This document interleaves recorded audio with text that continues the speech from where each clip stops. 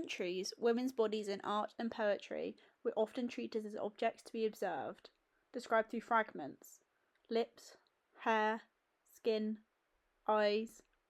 Much of Western literature inherited traditions like the Petrarchan blazon, where women's bodies were broken into beautiful parts designed to be admired. The female body became something aesthetic, something to look at. But alongside this tradition, another one was always there. One not written about women, but between women. Long before modern ideas of sexuality even existed, poets like Sappho were writing about female desire, intimacy, longing, and the body from within lived experience rather than from distant admiration. In lesbian poetry, the female body becomes something entirely different. Not spectacle, but sensation. Not passive, but knowing. Not simply seen, but felt. The earliest surviving lesbian poetry comes from Sappho, writing on the island of Lesbos nearly 2,500 years ago. And yet, much of her work survives only in fragments. Torn lines, missing words, damaged papyrus. Historians still don't know exactly how so much of her poetry disappeared, whether through censorship, neglect, or simply time itself. But there's something strangely symbolic about the way Sappho survives. Lesbian histories often appear incomplete, partial, spoken around rather than directly preserved. As Anne Carson suggests in If Not Winter, Sappho's poetry survives through absence as much as presence. And yet, even in fragments, Sappho's poetry still feels intensely physical. Her writing does not describe women from a distance. Instead, desire happens inside the body.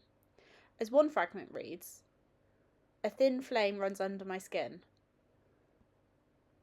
Sweat pours down me.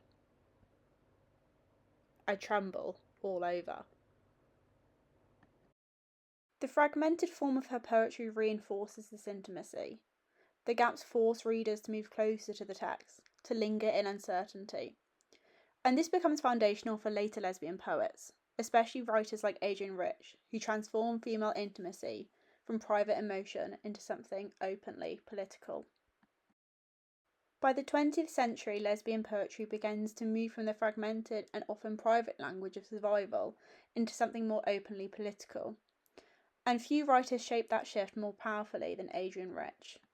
In her essay Compulsory Heterosexuality and Lesbian Existence, Rich argues that heterosexuality is often treated not as a choice, but as a social system, something organised and reinforced through culture, literature, family structures, and gender expectations.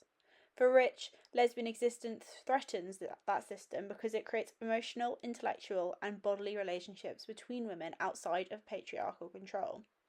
And this radically changes how the female body appears in poetry. In poems such as 21 Love Poems, intimacy is not presented as fantasy or spectacle. Instead, Rich focuses on closeness, vulnerability, domestic life, and mutual recognition. One of the most important things Rich does is reject the idea that lesbian relationships exist outside of history or politics. No one has imagined us. This line captures something central to Rich's work. Lesbian women have often been excluded from cultural narratives entirely, erased, stereotyped, or spoken for by others. By the 21st century, lesbian poetry no longer reclaimed the body privately.